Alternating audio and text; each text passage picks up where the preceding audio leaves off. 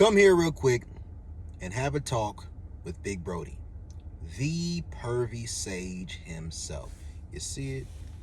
It's one of my favorite characters in Naruto, pervy sage. It's also big Scorpio season. Scorpio season don't end in November. This bitch is year round, right? So let me talk to you guys. Let me talk to you, right? If a woman is attempting to convince you that women do not have orgasms from penetration or that she's incapable of it, the real reason is because she feels no threat of it happening with you, right? So that means either you're incompatible from a standpoint of the lack of skill or maybe the equipment. It's possible. Some may take more work than others. Some are more blessed than others, right? But then there's also a component of she may just be a woman who prefers to have control over herself and control over you. The best way for a woman to have control over you in a relationship is for her to feel as if you want sex more. And the best way to put yourself in a position where the other person wants sex more is for you to choose a lower level of pleasure stimulation that you're seeking from this person than what you're capable of, right? Now, as a heterosexual man, I go by the model of no booty, no butt. Hold up. I ain't gonna do it this time. But no booty, right? I don't play that. Why do I not play that? Because I understand that penetrative orgasms, I'm not talking about necessarily facilitated, but if that's the greatest level that you've experienced, okay, right? That it may have an effect. But when it comes to purely penetrative orgasms, I think it changes your psychology. I think it changes the way that you view and shape reality, right? So for the average woman, her perception of reality and her perception of masculine feminine dynamics or sexual polarity is that it is masculine for a man to pursue and it is feminine for a woman to be poised and to wait to be pursued, right? That it's masculine to give, that it's feminine to receive, right? That it's masculine to chase, right? That's not true after a woman's been cracked, right? After a woman's been exposed to good dick, that's no longer the truth. Once a woman has been exposed to good dick, desiring it, craving it, pursuing it, she knows within the earnestness, like within all honesty of her nature, deep down, if she be honest, she knows that some good dick is going to be more powerful than her pussy. She knows that, right? And because she knows that, a woman is typically going to do one of a couple of different things or a few different things.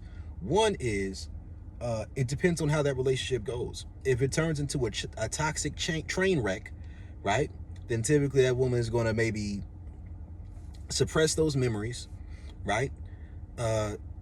Put the entire relationship under the box of being abusive, say the guy's a narcissist, say all type of crazy shit about him, right? Or just keep it to herself. Just be quiet. If it was like not a completely a bad relationship, then the woman will be like, well, okay, I'm just not going to talk about that. It's just a lot of emotions that it brings up for me, right? That's because she knows that although there may be components that were toxic about that relationship towards the end, if she were to have a real conversation with you about what she experienced with that man versus what she's experiencing with you, that it would tear your little ego to shreds, right? Right? This is the truth. This is the truth, right? A lot of people don't want to accept that. A lot of people don't want to embrace it. A lot of people don't want to understand it. I dropped a video recently about why women block out certain sexual memories. Now, I'm somebody who's experienced dealing with women long enough to notice them blocking out sexual memories of experiences that they've had with me. One in particular, there's this one girl I had. She was a submissive of mine. I used to call her Littlefoot, right? And with Littlefoot, there would be certain periods of time where there's different ways she felt about our situation. We would kind of flow between being in a dom-sub relationship and in times where she would step out and not do it according to the program, right? Because I have a specific way that I deal with people, which means that, y'all don't have to agree with me. I'm not even saying it's the best way to do things. I'm just saying this knowing myself. Knowing myself, if a woman stops dealing with me and I don't get some severance package head, especially if I train that mouth from scratch, then the way I view things is this: I'd make an exception. An exception for what? I don't believe in interfering in anyone's relationship. I don't believe in cheating or contributing to someone else cheating. But if I had a woman first, right, and she ran off on the plug, especially with all the game I gave her, nigga ever slip up, I'm getting in that throat again. I'm getting in that mouth again. I'm gonna make her cry on it. That's just the truth of the matter. That's what type of nigga I am. I try not to be that way sometimes, but that's why I deal with women a particular way. If you run off with another nigga, the only other man you can run off to is Jesus. If you run off with Jesus, then as long as I still get my severance package shit, then we can be friends. We can be cool, right? But if you run off and some other dick is in the mix, then you pretty much put a target on the back on your back for the rest of eternity, right? Unless I decide I'm monogamous or whatever it is, no, it's just a target on your back. Like, not that I'm gonna do anything bad to you or that I'm gonna hurt you, is that like I don't even want to get too much into it. Scorpio shit, right? But yeah, there's one time she was getting closer to that point where she was ready to leave because I was in between being her dom in a BDSM relationship, and it was closer to a master-slave relationship, but then there would be times where me and her would separate from one another, and then I would just be her side dude for her long-term relationships that she would be in. Because as soon as she would get the boyfriend itch, she would run off, go find some new dude to fuck with, or some new dude who's like trying to love bomb or jump into a relationship. Wait about 7 months, 6-7 months, because she'll try to be loyal at first. Wait about 6-7 months, and then towards the end of that, she'd start craving me. She'd start missing me, right? And when she started craving me, start missing me, something in antenna in my head to go off. I'm like, all right, cool. She putting herself back out there. I'm about to go ahead and get that neck again because I trained that eater from scratch and the head was good, right? So, I mean, she was a cool chick, though. She was a cool chick for real, for real. And, but I would have times where towards the end of us dealing with each other, depending on which iteration in the cycle it was, that she would get to a place in her mind where she would start forgetting experiences. One experience we had, it was crazy because the whole thing was crazy. She had just tested positive for COVID, right? I was wilding. I ain't give a fuck, right? I remember I saw this episode of Dr. Oz when I was a kid, and this episode of Dr. Oz, he had was saying that if you get enough germs on a regular basis, that it'll make your immune system stronger. So I saw that episode, and it was like, oh, the bathroom closest to the door might be cleaner because less people use it. But, you know, also just sometimes doing little things, not washing your hands as much, can help you avoid getting sick. I was, what's it called? I was, what do they call it? A crucial worker? I forgot the name for it. I was working at Walmart at the time. And I forgot the name for it, right? Essential worker. I was an essential worker, right? So, man, I didn't get COVID during the time when COVID really popped off. But yeah, I didn't get COVID then either. Man, she was riding it raw. No, the condom broke. And she took the no condom, no mask in my car. I was on some dog shit. I ain't even let her come in the house, right? You know, I was just trying to be respectful of the house I was at the time. But, you know, she ended up coming in later. But that day, nah. So I'm out here cracking in the car, right? She riding on it. I done found a way to position my penis to be right on her cervix. So all she would have to do is probably ride it for about 20 seconds, rock on it. I'll position my hips, position my body to where my dick could be right on the spot. And then she starts to rock back and forth, just like Alexis K. Tyler would talk about, right? She found her rhythm. See, that's when it's over with me and women. When they really find their rhythm, she was riding it, hitting that cervix. And once that happened, every 40 seconds to a minute, she'll have another orgasm. So we was in there for like an hour, you know, and she kept coming back to back to back. I might have gave her a couple clitoral, but she came about 30 times. I stopped counting around, I think, 26, right? So I stopped counting around 26. So I say it was at least 26 orgasms, but I'm sure it was like 30, right? Now, this was a big thing. But then when she started, her animus started to get stronger, and she was getting into a position where she was ready to leave. And I started noticing that certain things that were part of the program, different things that were part of how we would interact with one another, she would start to have a little bit of abrasiveness, or it wouldn't feel as natural and organic, that's when she would start to block out certain sexual memories that we had. So part of how a woman does the non-stick principle when she's ready to leave, or she feels unsafe, or she feels critiqued, or whatever it is that they'll want to block out the past sexual memories, then rewrite that part of their animus at the time by using the let that hurt go pussy to like pour all that into some new guy who's talking to them and making them feel a little bit safe and turning them on. So when they do that, they have a new experience. They try to take that experience back to you to tell you about it in a way that hopefully hurts you enough to get a reaction out of it. And if they're able to get a reaction out of it, that's how they feel like they've gotten their power back so they can move on without looking back.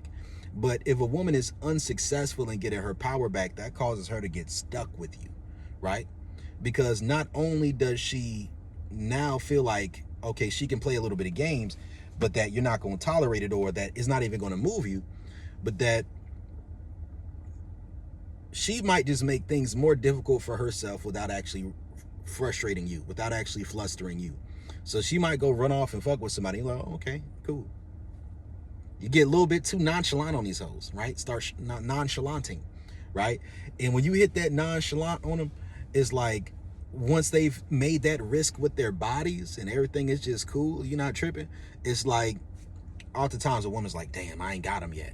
See, a woman doesn't feel like she really has you unless she feels like it's going to hurt your feelings if she fucks somebody else, right? And a lot of women can't handle the weight of feeling as if they have you. If you ever heard the song That's Why I Love You by Sir, and on that song, part of the conversation in that song was, I couldn't handle the measure of pressure I'd be under protecting your heart.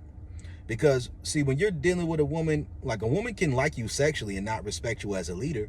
And if a woman likes you sexually, doesn't respect you as a leader, you might just be like the John Redcorn, like the characters that Sir likes to play, where the woman is always at edge. Because you can play hard up front all you want, right? You can play like you don't care what a woman does all you want. You can play that way all you want, but you have to know yourself. If you're in a situation where the woman feels like what she does hurts you and you just have to shut down to avoid being hurt, she still takes that as you, on some level, probably being weak for dealing with her at all, right? That's a conversation a lot of people don't want to have. So don't, like, you got to understand some shit seem P, but it don't be as P as you think it is. Sometimes it's a different marriage, a different narrative that's being put off in the conversation. Like when you see people like Sir, right? Sir is giving the game to women about fuckboys. When you're a masculine dominant man, you're not necessarily a fuckboy, but the average woman who wants to put you into a box of saying that you're one type of guy or another type of guy, if you're leading with your sexual intentions, then the narrative of you being a fuckboy is going to be what she feels more comfortable with.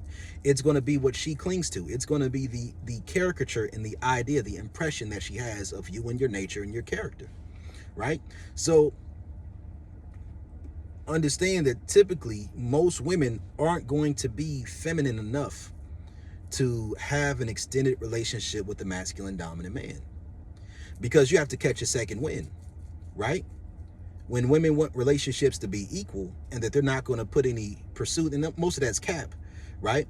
But unless they have feminine security to understand that a little pursuit is necessary, right? Making it right when you fuck up is necessary, but actually changing what you're doing that's wrong, that's sabotaging things, that's also necessary.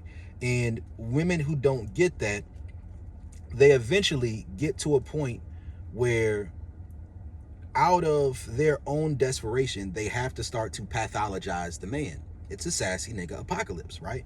So out of their desire to pathologize the man, that's when they start calling you a narcissist or start calling you a psychopath. Why? Because they only saying that because their attempts to get an emotional reaction out of you, or to get you to bend to their will, their whims, their social programming, their what they believe is pro-social aspects and ways of viewing relationships, is failing. Right?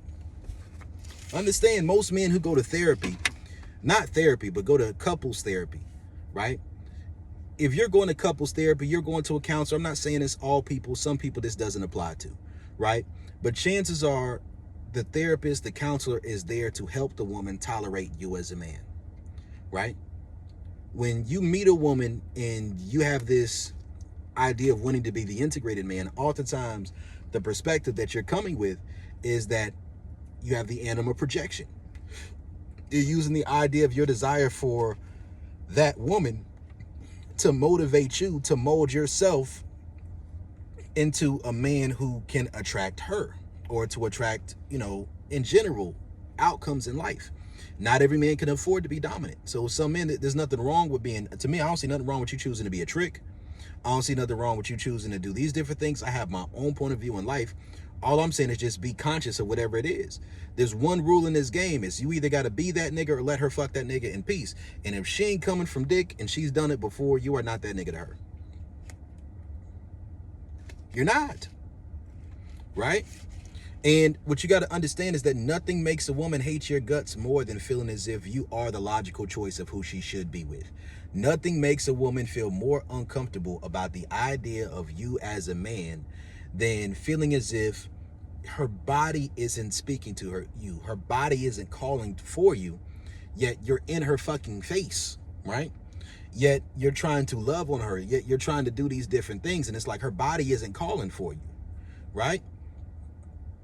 So yes, there's some men who just know how to speak to that, but best believe not every man who knows how to speak to that part of her body, or her body itself, that part of her mind, her essence, her nature, not every one of those men doesn't know how to treat a woman. Oftentimes you have so much experience with knowing what women really think, when you know how to touch women on that type of level, to where, and most men don't start off as dominant. So you have some skills in your playbook. You got some game about yourself, right? See, most integrated men have penis envy. Not all. Some don't. Some are ex players, right? And some of them are still players. But most integrated men are going to have a negative view of men who are able to attract women purely with sexuality, because once you reach the integrated level, or you reach the masculine dominant exercise and self-control, the overflowing cup space, you kind of see past certain things, or you're well adjusted and integrated into the social programming of the construct of what's around you on a societal level, right? So those men are going to want to maintain the idea that a man pursuing a woman, providing for a woman, take care for a woman financially, is that this is what gives a woman the ability to be soft, that this is what gives a woman the ability to be submissive. But it really has nothing to do with that. A woman can be working 40, 50, 60 hours a week, and she's dancing at work the next day because she's excited about the fact she got cracked and had multiple orgasms the night before, because she got her pussy ate, because she found a man she felt safe enough with to have sex with, and that man's giving her some good dick, and now she's at work the next day doing everybody else's job. When she get a little bit of extra money, she trying to trick on you. Literally. She trying to get some dick off of you. If you busy, right? Like, y'all don't, like, some of y'all ain't had experiences that I've had. Like, men have, many have, but you ever been working a shift, right? And you're busy, you're trying to get that money together. And then a woman hits you up and she's like, Big Daddy, like, I miss you. I want to see you. What's going on? I haven't been talking to you that much lately. I know you're in grind mode. Like, what's going on? And then you're like, yeah, I'm just trying to do this right now. It's like, and she like, listen, no, please talk to me. And then she like, okay, listen, if I can get me some of that dick, if I can get some company with you, I can spend some time with you, I'll pay for whatever it is that you're worried about. I'll pay for your whole day off of work so I can get some of that dick. This is why it's a sassy nigga apocalypse, right? And I'm not even like, listen, I'm just trying to be a line holder. I'm just trying to delineate things. I think some women really need to learn how to treat submissive men, so that those submissive men can be fostered into and groomed into integrated men. Y'all be taking submissive men and damaging the motherfuckers, and now they coming over with me to be one of the toxic sassy niggas, right? That's what y'all be doing. And there's only but so much space for that in society. I'm going to do what I can to make as many more men like me as I can. I can't make anybody anything, but to give game to those who are on the same path and journey, the left-hand path. But as far as, like, that's only a small drop in a pond of the grand scheme of existence. So even if I can convert, quote unquote, every man that I ever meet and have a conversation with, that's still going to be a small drop in the grand scheme of society. So don't worry too much about what I'm saying and what I'm doing, right? Don't worry too much about that. It's going to be all right. But, there's some women out there who have accepted the fact that they are too overstimulated for them to be in a relationship with a man who can't fuck them right, right? But a woman oftentimes is not going to get there until she goes through getting fucked right, and then meeting a man who wants to love her and date her and court her, and then the dick is little, or is not hitting on shit, or he can't deal with her and touch her and handle her in those more aggressive, assertive ways. And once a woman starts to crave that, ain't shit that you can do if you can't give that to her. So a woman who's experienced that, is really about the feeling of guilt and shame that they have from knowing that they've sabotaged something with a man who could really love them. And once they sabotage that and they go out to the streets for a little while, right? And they realize, oh, most of these dudes' dick really ain't hitting on shit. Most of them either don't have it to do it, or ain't trying, or don't care, or even if they do care, they're too insecure about it. So the dicksman, the cocksman, is a very important member of the community penis, right? Y'all need to take better care of community penis. Y'all treat us like we just disposable men. Shout out to the men's rights activists, right? Like, if you look at the grand scheme of society and history and the people who push the line forward to make certain things happen so that people could get called narcissists, most of those would probably be considered narcissists, right? Most of them. Either that or psychopaths, right? Because that's how they're able to be so antisocial. That's how they're able to turn off their empathy towards other individuals, so that to turn off their empathy, they can go and do what needs to be done. And of course, to maintain some semblance of their own sanity, they would have to justify it or rationalize it with some type of belief system that's going to make it make sense to them, so that it's not like fucking them with no condom, right? The atrocities that they do, right? Everything in life, like most things, there's a lot of things in life that you will only be able to do, and you'll only really want to do it as long as you're naive enough to fall for it. But ironically enough, a lot of those things have some of the greatest rewards in human experiences. One of those things is marriage, right? Another one of those things, having children. Another one of those things might be going to the military, right? Another one of those things is like becoming a professional fighter, right? There's certain things that just don't make sense in the grand scheme of trying to be healthy and trying to live the best life, but may push you to a place where that's the best that you have. Listen, a man who uses his physical aggressiveness in order to make funds is like the equivalent of a woman who uses her sex appeal in order to accrue funds, right? Like a female sex worker and a male fighter, they kind of go hand in hand, because you're both using the shadow aspect of your particular gender in order to do it for entertainment, or to do it for, the pleasure of others. And then, with somebody who, you may not have any particular beef or particular desire with, so that you can get the money from exploiting yourself, so that you can take that exploitation money and try to build a life for yourself, right? But in my opinion, both of those would be very like antisocial type of things, but they're very sublimated, right? So, as long as things can be properly sublimated, is cool, but we got to be real about orgasms and shit, right? I'm a dating and sex coach. If you want to come to me, my consultations are $40, right? That's a $40 consultation. The subsequent lesson or the subsequent coaching session or chop-up session, because I am also offering chop-up sessions for $40, right? So a chop-up session is where we just get on the phone and we talk about game. We might make some content, we might not, just as far as recording some of it. If I have your consent, everything has to be consensual, of course.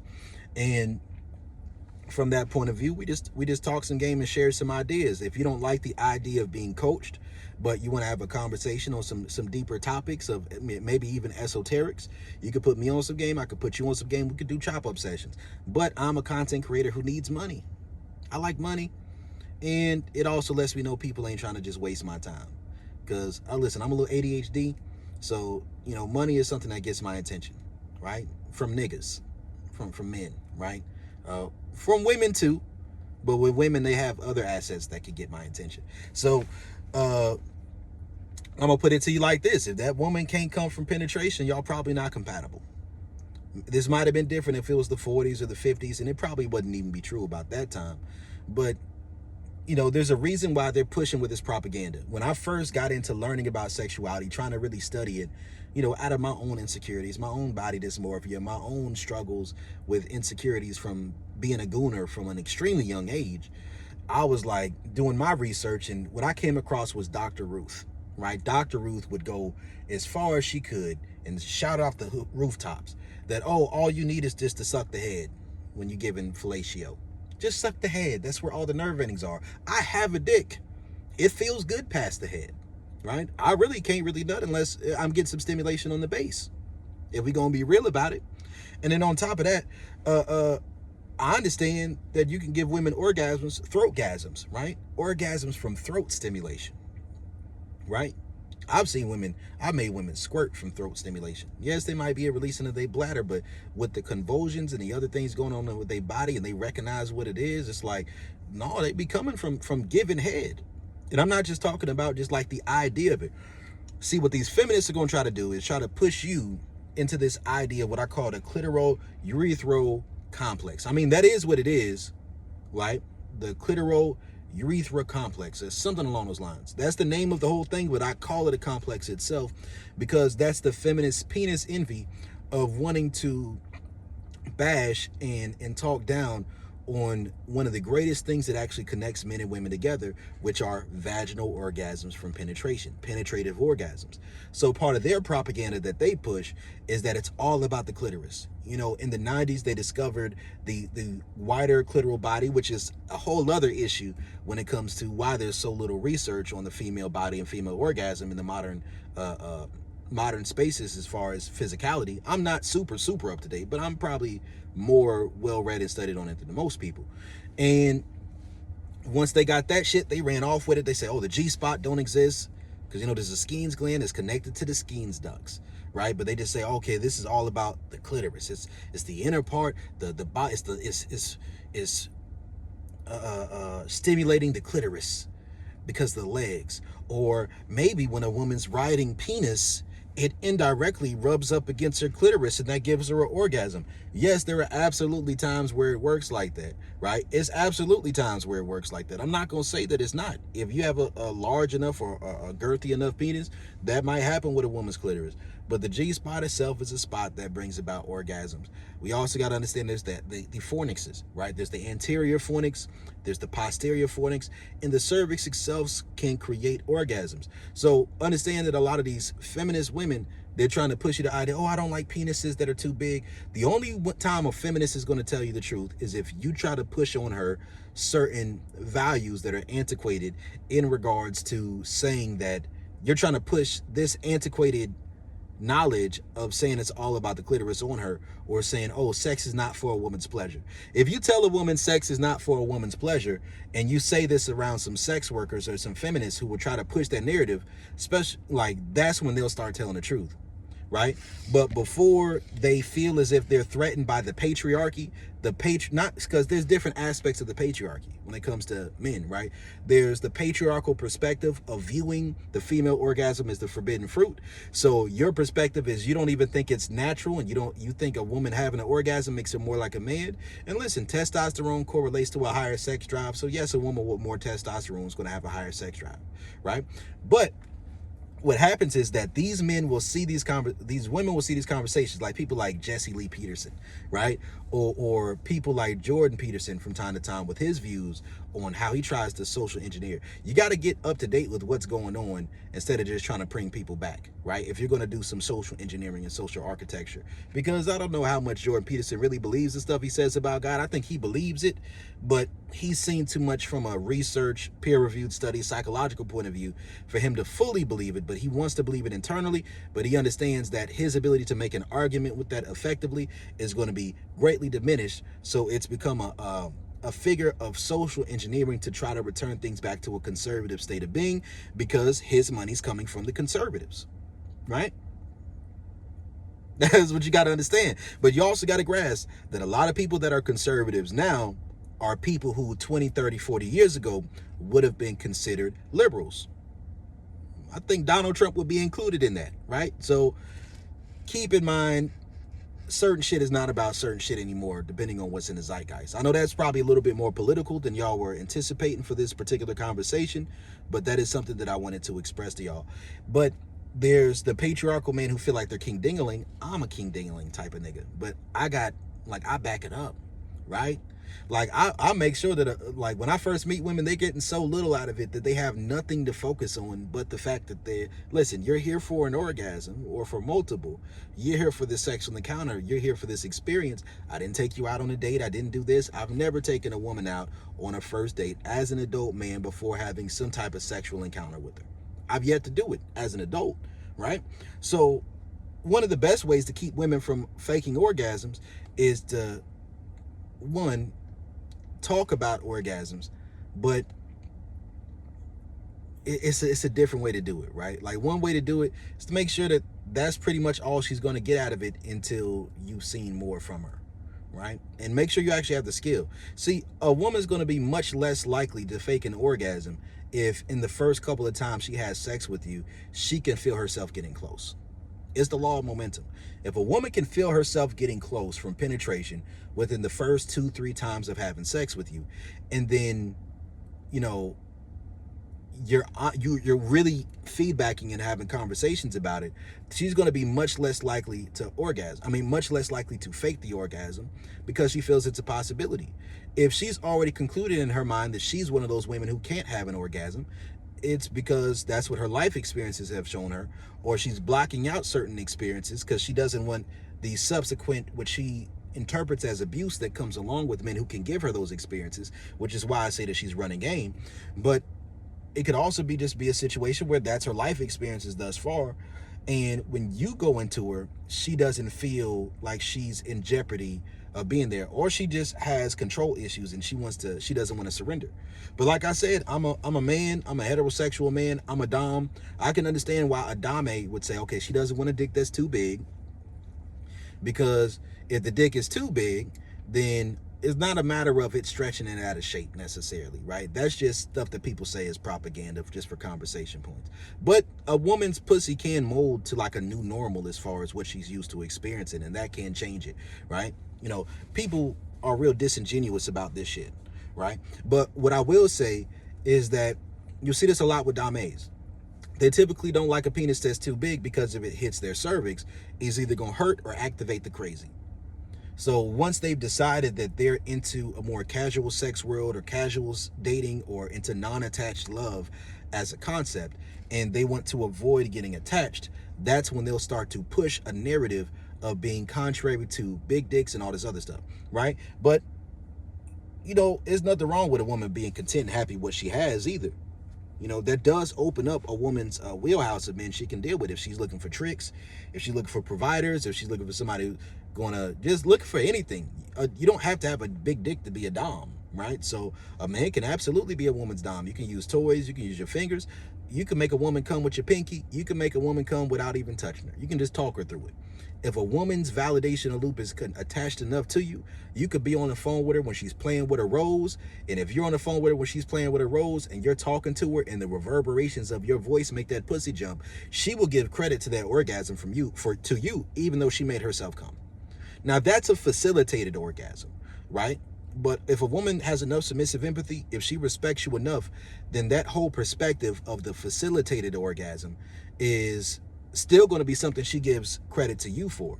Now, there's nothing wrong with facilitated orgasms. I personally love the Rose toy. I love vibrators, vibratory devices. I even use dildos in bed with women. I put a dildo in a woman's pussy and put my dick in her ass, or, you know, switch it around however she want to do it, because I ain't about to fuck you with somebody else. So if that's something that you like to do and you cool with that I ain't gonna be a part of it, then, you know, if you don't want to go out there and do that, I'll supplement that some. I hit you with the deuce. I'll give you the double penetration, right? I want to get a strap on for that, right? So I can hit a woman with the double penetration by myself, like I'm a nigga with 2 dicks. That's just kind of crazy to me. It kind of turned me on a little bit to think about it, right? Not really the idea of being 2 men penetrating 1 woman, but the idea of being a man with an extra dick on me. Like I got 2 dicks. Like, what you want, right? I like that. right? I'm a nasty nigga, right? So I have no issues with pleasing a woman. I'm just telling you the truth because this has implications within relationships that most people aren't going to tell you, right? It's the orgasm conspiracy. They're not going to tell you the truth about the orgasm conspiracy, right? Like they lie on both the conservative side and the liberal side. The liberal side has to lie about the power of dick because for liberals, this is how it works with liberals. They have to get the masculine women in and they have to get the feminine men in. Or they have to get the, not masculine, feminine, but they have to get the dominant women and the submissive men are typically automatically going to be like who self-identify as that. Kind of get pushed into the liberal space, right? Now, most women aren't going to have an orgasm with a submissive man unless their body has already been trained to where they can do it at will or as a soft skill, right? Or as a hard skill. You're not typically going to be a submissive man unless that woman feels extremely safe and comfortable with you when you just got skills on deck and maybe somebody else or something else turned her on to where she could reach a higher peak, or maybe she just ovulating that day. Chances are you're not going to be submissive and pushing a woman past that point where she's able to have an orgasm for penetration. I'm sorry, I'm just telling you the truth. And let's go to another point of view with it. So the liberals, they got to lie about it because one, they don't want to scare the men away who are thinking about getting penetrated, right? The men who are thinking about getting pegged, the men who want to go be, bisexual or gay or pansexual. They don't want to scare those men away from engaging in activities because of the power of dick. And those who know about it, they just keep quiet and they don't tell nobody. They don't tell nobody. They just let y'all women go out there into hookup culture, just warning you about abuse and grape, right? And manipulation, but they're not telling you some dudes ain't gotta lie to you to manipulate you. Some niggas just gonna fuck you so good that you gonna listen to whatever he has to say. I'm one of those guys. I'm Big Daddy. That's what I do, right? I'm a serial dickmatizer. And I don't have to lie to women about it. I don't have to try to spin it a certain way. I don't have to say it prettier. I could say this very eloquently, right? Listen, if I want to game some shit up, I could game some shit up. That's why I say it's a sassy nigga apocalypse. I understand the gynocentric language, right? Listen, if you are a dominant man, all you got to do right now, I ain't even saying you got to go all the way into the BDSM community. Just study some kinks and some fetishes. Find out what your desires, your fantasies, your impulses are. Find out how to negotiate or how to lead with whatever those kinks and fetishes are, right? So that you can actually get into a woman's sexual fantasies. You want to be someone who has an opportunity or who has a shot at doing this shit, at being her imprint, right? So this is the Orgasm Conspiracy. It's Coach Brody. I'm out.